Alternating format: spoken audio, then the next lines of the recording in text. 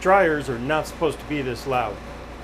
For comparison, this is just as loud as a garbage disposal, a blender, a hairdryer, or a vacuum cleaner. At first you think a panel's coming loose, but you lay your palm on them and no sound changes, so it's got to be something on the inside. And hopefully, the contents of this box are going to help me make this thing quieter. Welcome back to a noisy master of nuts. Even if you don't have a Samsung dryer, this may look familiar because GE and Kenmore also put their name on this unit. So this video will cover the repair of several hundred models. Yeah, hundreds. First we need to disconnect the power source. This is an electric model, as you can tell by that huge 4-wire cord. If you have a gas model, you'll have the regular 110 volt cord to unplug. But you also have to deal with the gas line, so be careful with that one. One challenge I face is the space I have to work in on this thing. The laundry room is barely wide enough to pull the dryer out, so you'll see me struggling now and then to fix this thing.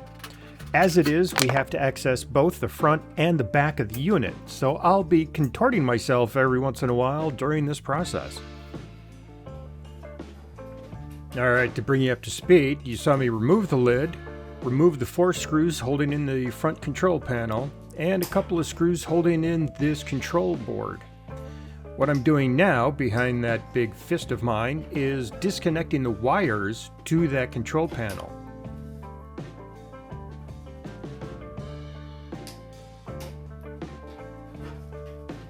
Alright, we're done with the control module, so it's actually helpful just to put it back into place temporarily.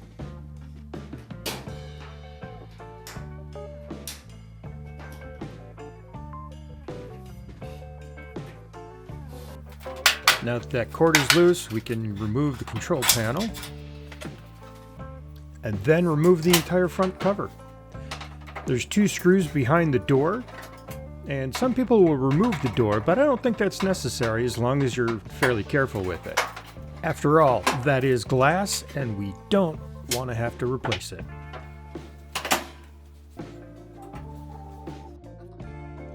Next, there's 4 screws along the top.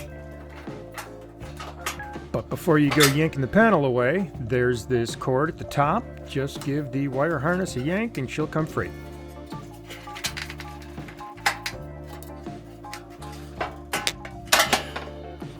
Now remove the upper frame component, which the control panel was attached to, and don't forget this grounding strap. It has little tabs keeping it connected to the side panels, so give it a little wiggle and then you can lift it off.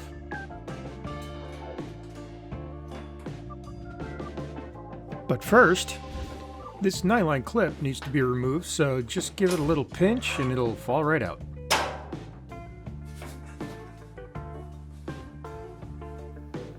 Now we remove the rest of the wiring harness, which includes disconnecting the internal light. Now we remove the 4 screws holding in the front drum housing assembly thingy, and then the 3 screws that hold in the lint trap ductwork. And remove the lint trap too. Now it's time to do a little cleaning, so go grab your vacuum cleaner and start sucking up all this lint that's been accumulating for years and years. With that out of the way, head to the back of the unit, remove the 3 screws holding in the vent tube, and jam a flashlight in there so you can see what you're doing next. And what you're doing next is to remove the belt. Now, to help understand what's about to happen, this is the path of the belt. It comes down from the upper left, loops around the motor pulley, then the tension wheel, then goes back up to the right. The tension wheel is attached to this arm, which is under tension from this spring. The spring is pulling the wheel in this direction, so I need to push the wheel in that direction to get some slack on the belt, and then pull the belt towards me off the wheel. I explain this because it's going to happen real fast, as you're about to find out. Holy crap! Alright, make sure that belt isn't looped under anything, and then turn our attention back to the front of the dryer. Just one more wire harness to disconnect. Then we can pull the front drum support bracket dilly. And then using the belt on top of the drum, we can lift it out of place. Now with that finally out of the way, we have clear access to the two wheels in the back of the unit. Now as a point of reference, the wheels should spin easily and silently. And for comparison, yep, that's our problem. So once again, hit everything with the vacuum cleaner just to make sure that you don't have to come in here and deal with any sort of fire hazard in the future. Now comparing the old one on the left to the new one on the right, you can see the axle is slightly different, but they are identical replacements. Now replacing the wheels is fairly straightforward. Honestly, the biggest challenge I had, as you can see, was holding the panel still for a good camera shot. The front of the axle has a little flat spot to place your wrench on to keep it from spinning, and you just loosen the nut in the back. Installing the wheels was a little more challenging only because the replacement didn't have the little flat spot on the front of the axle. Instead, it was behind the wheel. Other than that, installation is simple. It does, however, get a little more challenging for the rear wheels only because you can't really see what you're doing. Let me show you what I mean. Now these wheels aren't the easiest thing to remove. You see they're connected to this stainless steel panel, so getting the vice grips on the back bolt was a bit of a challenge. It's on the inside of the rear panels, so you can't see what you're doing. The two wheels in the back caused most of the swearing during this repair. And for brevity, I actually deleted a few minutes of footage of me trying to remove this one wheel. Installing the new wheel was a little different than removing the old one. I first put the nut into the vice grips, then started screwing the axle into it, as opposed to the other way around. Then I used an adjustable wrench to snug everything up.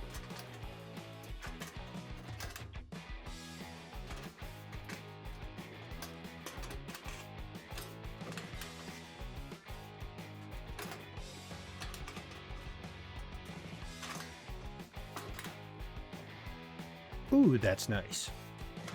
Now just do the other wheel. Now that the four wheels are finished, time to replace the tension wheel.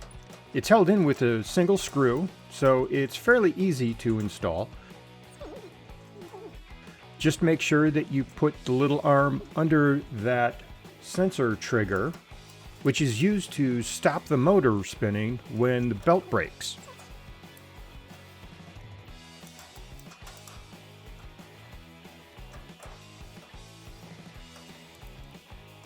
And when you're all done, just give that wheel a little spin of satisfaction.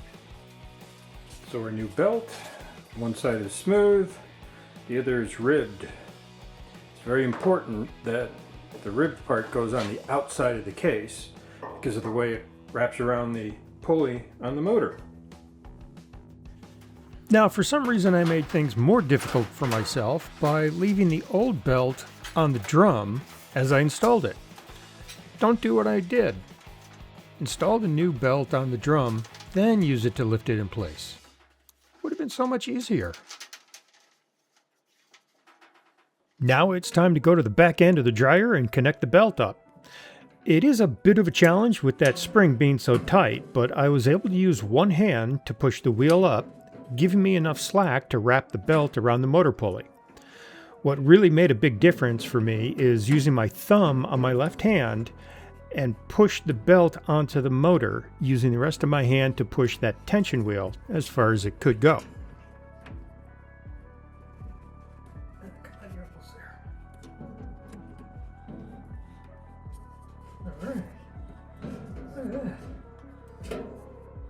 Once in place, I gave it a few tugs just to make sure that everything looked to be in the right position. And then I went to the top to make sure that the top end looked all right.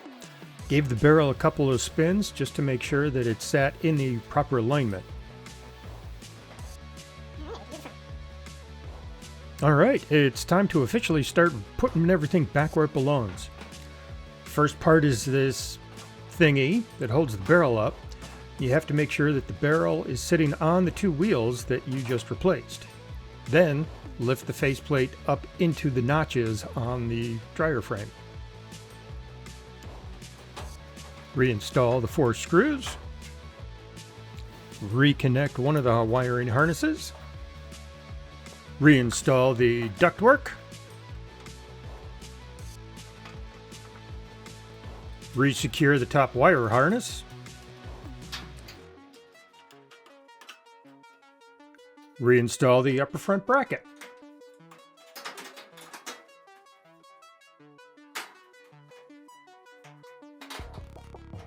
Don't forget to give it a little wiggle to drop it into the right alignment.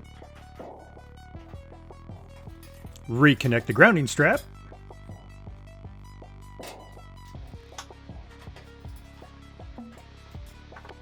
Make sure tab A is sticking through slot B.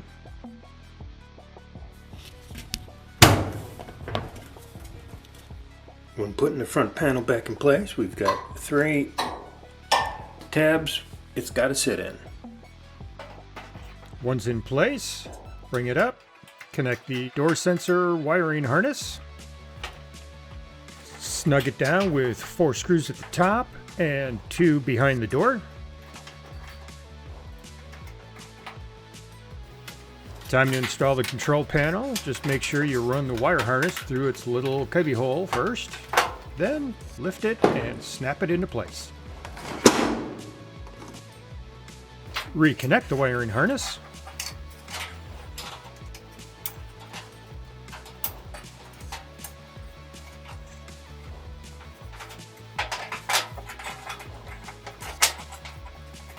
Then bolt down the control panel and the control module.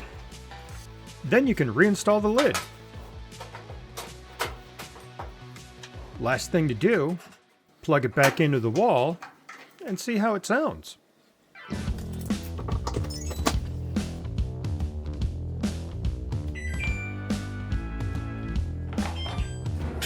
Yep, that's what we're looking for. What does the meter say? That's much better. Well, all in all, that was pretty easy, and clearly that was the solution for all that noise we were getting. The decibel meter, while completely unscientific, because it's just running off a cell phone, I admit, but it was hovering below 70. It hit 70 every once in a while, but clearly a massive change if you understand how the decibel scale actually works. Now, if you had a keen eye, you noticed I only used 3 tools. A screwdriver and 2 adjustable wrenches. And the adjustable wrenches I used just because I couldn't be bothered to figure out the actual dimensions for a regular wrench. But it would have been nice to use just because of the frustration. So if your dryer is driving you crazy because of all the noise it's making, take a look at those wheels. Kit is $35. And overall, it's a nice, quick repair job. Doesn't take you any time. One of the biggest challenges for me was moving the camera gear around and also the space available. It's a tiny room and I didn't feel like dragging it out to get some elbow room. So cramped space is going to cause you some frustration, but overall, I think it's a lot easier to do this yourself than to hire someone to come in and take care of it for you. Anyway, that's it for this one. If you have any questions, leave them down below. I'll be happy to answer any. And if you enjoyed what I did, head over to my channel, take a look at some of the other videos I do. It's not just home repair stuff. And if you think I earned it, maybe hit that subscribe button. I'd really appreciate it. Anyway, that's it for now. See you in the next one.